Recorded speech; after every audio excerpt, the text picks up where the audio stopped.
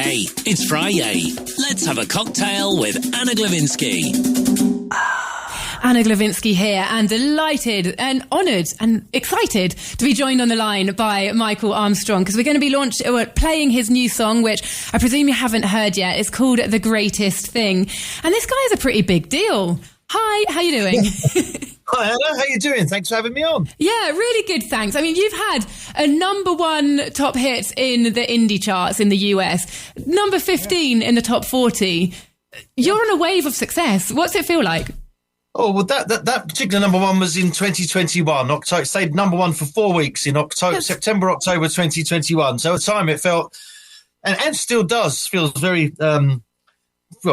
very justified, and makes me very happy. And this particular song that you're going to play actually currently sits at number 16 in the indie music charts. It went in America. It went in this week. So number 16 there, and number 62, I think, in the top 100.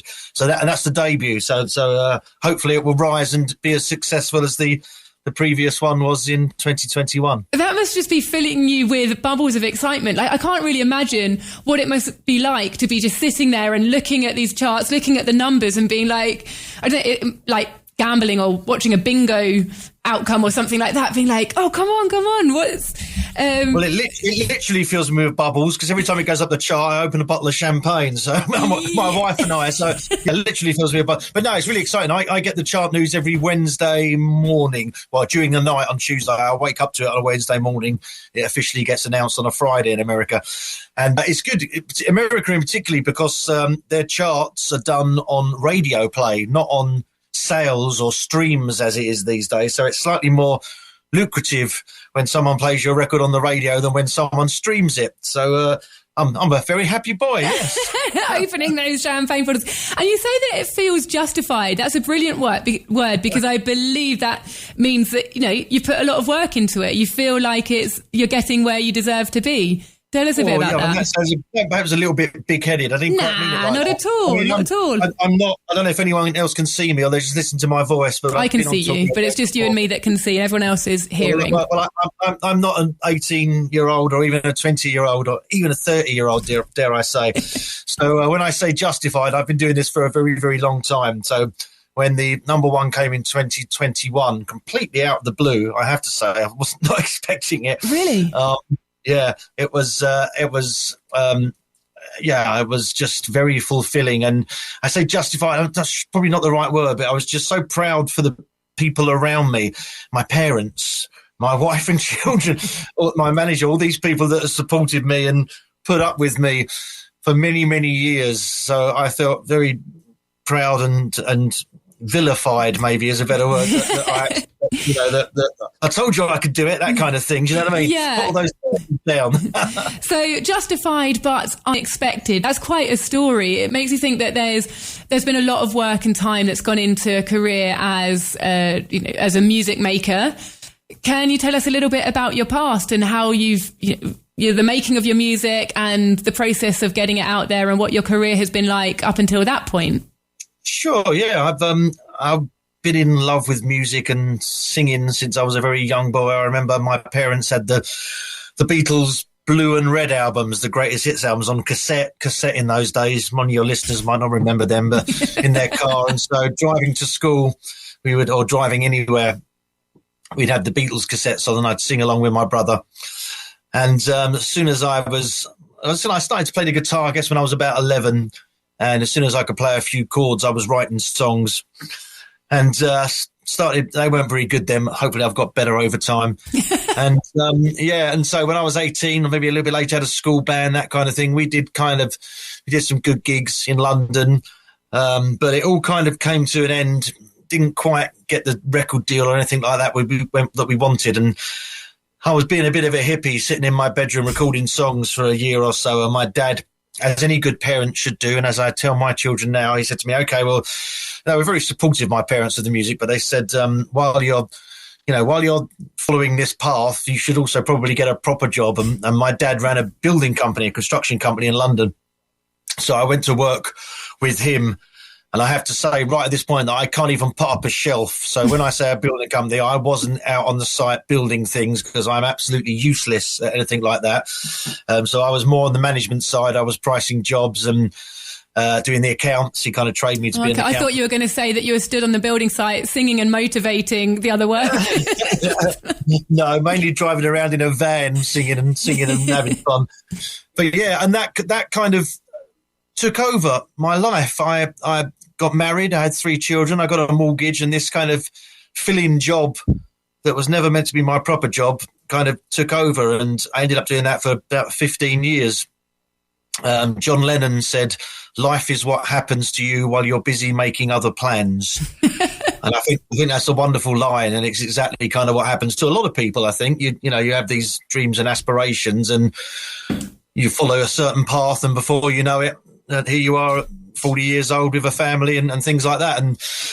And that's where I found myself. And at that particular time, I think I was about 38, 39, so it might have been a midlife crisis as well. During that whole period of 15 years, I continued to write songs and record them. I had a studio at home, but they never really went anywhere.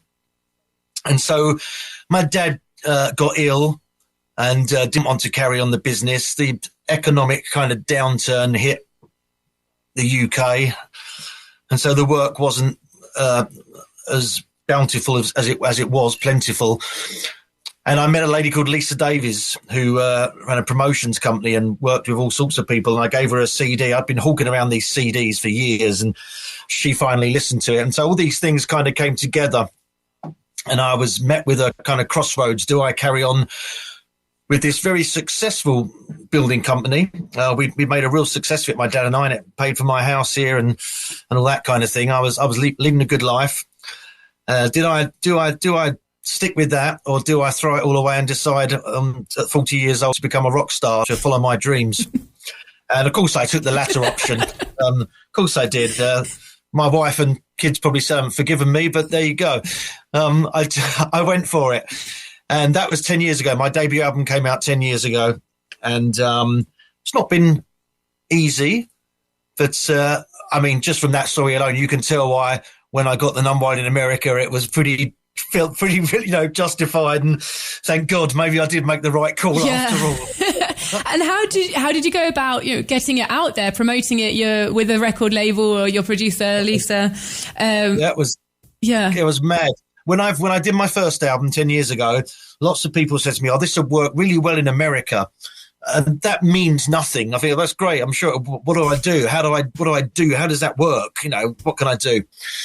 And so I sat about one weekend. I thought, what I want to do is I'll get off my backside and I'll do something about it. So I will make a list of all the radio stations in America and contact them all.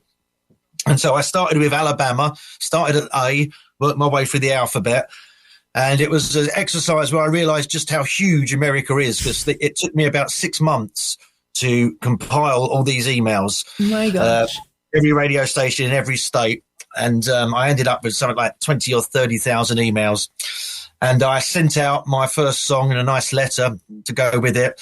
Half of those emails pinged back because they didn't exist or had gone, and not a single person replied. And when the next single came out, I thought, well, I'll try it again because I've spent all this time making it. And you got the database now, yeah. Yeah, exactly. And I got a response from some community station in Hawaii. I think it said, they said, "Aloha, we are playing your single." I thought, oh, well, fantastic. At least someone's playing it. It wasn't a complete waste of time. And 3 years after that, my next album came out, and I tried again. And I got picked up a couple more, someone in Connecticut and someone in Detroit or something. And then when my third album came out in 2021, I sent out the single. It was a song called Each Other's Eyes, which was the opening track on that album. And I didn't realise, because no one contacted me, but a guy in New York started playing it on one of the stations there. And his colleagues heard it, and they started playing it. And that spread to a different radio station. And eventually I was contacted by a promotions guy in New York who said, managed to track me down and said, "I'm hearing your song on the radio. I absolutely love it. Have you registered it for chart eligibility and all that kind of thing?" And of course I hadn't. I had no idea how to do that in America. And so he helped me do that. And I work in PR in England as well as being a musician, and that I do promote other artists. Right. And so for him to promote a song in America, it's really expensive. I mean, you mean 20, 30,000 quid just to promote one song. It's a lot cheaper here in England. And he had an artist he wanted promoting in England. So I did a deal with him. I would promote his artist and he would promote my song. And there you go. He said about his work. And the following week, I had an email on a Wednesday morning saying it was number 35 in the charts. And up it climbed week by week. At one point, I was in the... when I was number 5, I think number 4 was Justin Bieber and number 6 was Harry Styles. I thought it was hilarious because I thought they clearly have no idea, these Americans, how old I am. So that was quite funny, yeah. And then one morning it went to number 1 and there it stayed for 4 weeks. So, yeah, quite a journey. God, that is epic. And it's truly a story of perseverance and also proof that radio ain't dead. So I love it. Yeah, no, absolutely. Yeah, it's not dead. Super powerful. And moving on to music now, how would you describe your style? That's such a difficult question. I mean, it's kind of middle of the road, pop, soft rock. I was called in a music magazine here when my first album came out, the British Billy Joel. So maybe that tells you something. I don't know. Nice. Okay. Yeah, it definitely does. Definitely does. I'll take that. I'm a huge Billy Joel fan. So yeah, all day long. Well, that sort of answers my next question. You know, what other artists do you look up to? Where do you get inspiration from? What's the process about writing your songs? I kind of love that kind of 70s vibe. That's been said about my music, the West Coast kind of thing. I know Billy Joel's an East Coast artist, but if you think of like Steely Dan or Fleetwood Mac, Eagles, you know, that kind of polished, kind of soft rock thing. I'm a huge Paul McCartney fan as well. He's the reason I ever wanted to play the guitar or play the piano and write songs, going back all the way back to those days, listening to those Beatles cassettes with my mum and dad. Inspiration can come from anywhere, really. I think having lived a proper job and done a proper job and lived a real life during that period in my 20s and early 30s when I was working in the building industry with my dad gives you a proper grounding and a real life, you know, rather than, you know, say I was 18 and I'd won the X Factor or something, and you get taken away on this incredible journey, but perhaps you don't realise, you know, the nuances and the struggles of everyday life. So, you know, I've been there. I'm still there, really. You know what I mean? You don't make much money these days as even an American number 1. So you still have to, I think there's a grounding which brings a reality to the songs. I think people can relate to that. So that's probably helped me. Yeah. But, you know, it's still exciting as well. You know, you're getting the bubbles, you're getting the pizzing and the pizzang. You've also, I believe, worked with some quite big influential people. Do you want to do a bit of name dropping? Well, I mentioned Paul McCartney. So, I mean, I was lucky enough to meet and hang out with Paul McCartney for a few days back in 2012, I think it was, 2013. It was at the Queen's Jubilee concert, no less, in Buckingham Palace. And I was actually there working with Cliff Richard. But all the stars were there: Elton John, Ed Sheeran, Stevie Wonder, Kylie, Robbie. I don't know, just everyone who was anyone was there if you saw the concert. And so I latched on to Paul McCartney pretty quickly because he's my hero. And he was I followed him around like a lost puppy, I think, for 3 days. But he was very gracious and humble with it. And so that was a real thrill. And they say don't meet your heroes, but that wasn't your experience, no? Not at all. He was a real gentleman and very, very down to earth and everything I wanted him to be. So that was lovely. But yeah, so I mean, I've worked with a lot of people. I worked with Glenn Fry I mentioned the Eagles as one of my influence. Glenn Fry, I worked with him on his last solo album a couple of years before he passed away. But I've worked with Mark Knopfler and all sorts of people. And working with them in what capacity? In capacity of, I run the promotions business. I promoted their music. I have performed with some of them and recorded with some of them. So all sorts of things. And that's all in the last 10 years since I made that dive and took that kind of fork in the road towards the music business. I've been very, very fortunate with the people that I've managed to I met my heroes, you know. I mean, what could be better? You know, I'm living the dream. It's super cool. It's super cool. Living the dream, you know, making music at home and in your studio, or how often do you get out and do concerts, live tours? Do you have, you know, the experience of being on the stage?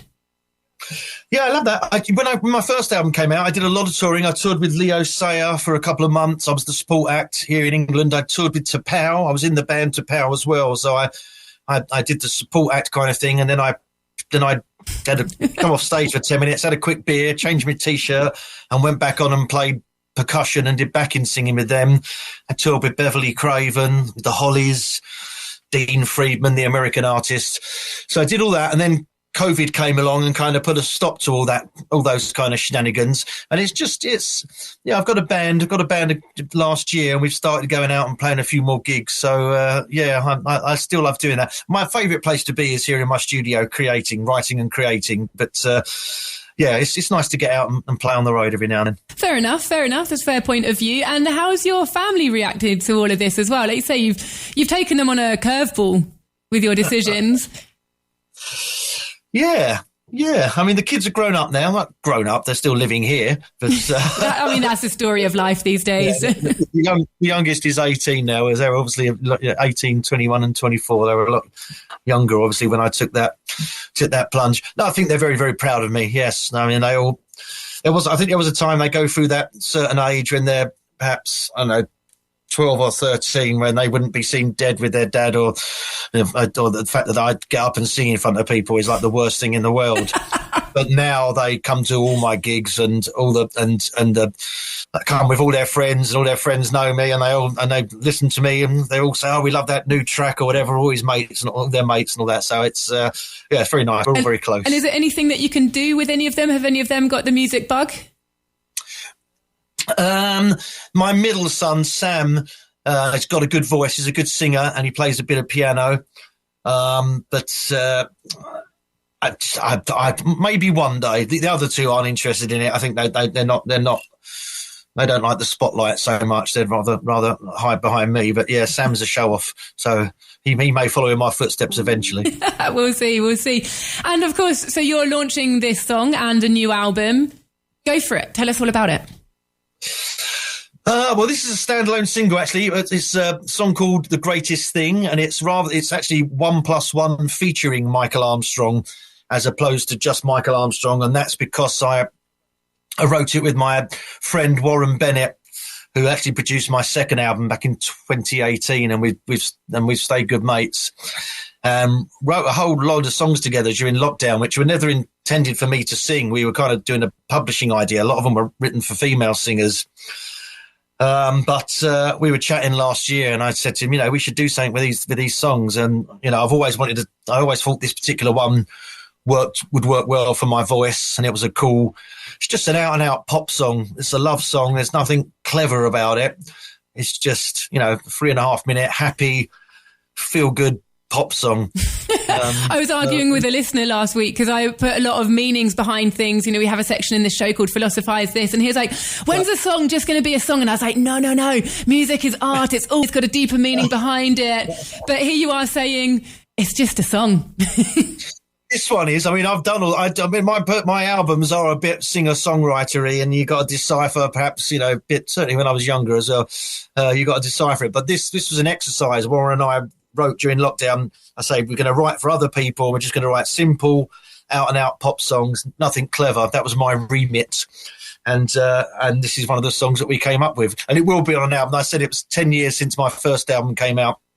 So in June, we're releasing a kind of I would say greatest hits, but that might be pushing it a little bit. A kind of retrospective collection of some singles, album tracks and rarities, and this track is going to be on it, so that's cool. Oh, well, fantastic. We're going to play it out now, let the listeners decide for themselves what their thoughts on it are, and they can also get in touch and let us know their thoughts. It can be found on Spotify.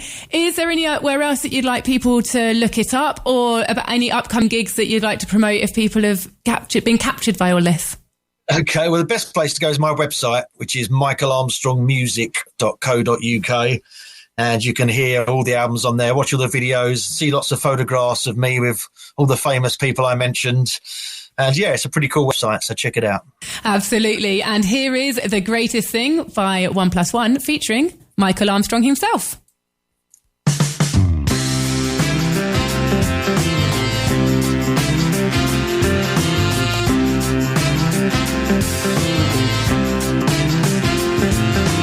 In the morning,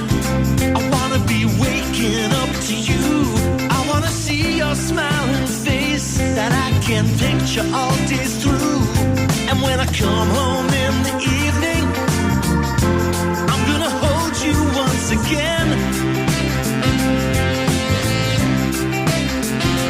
Never a week, a day, a minute, I'll be without you, can't you tell me when?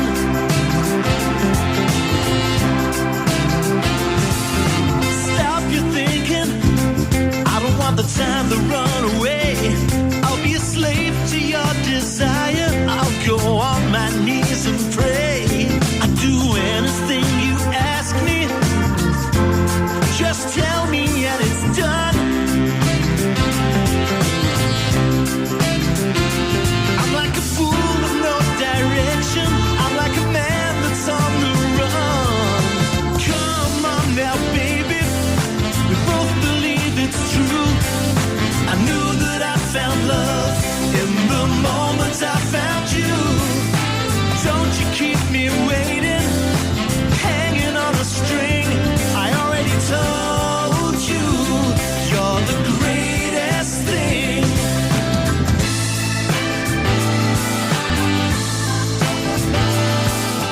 Tell me darling, what's been taking you so long? I could have climbed the highest mountain, could have righted every wrong. Cause the kind of doubt you're having, there's no need to be afraid. I'm on a mission for your heart, call me the romance renegade. Come on now baby, we both believe it's true. I knew that I found love in the moment I found you. Don't you keep me waiting, hanging on a string. I already told you, you're the greatest.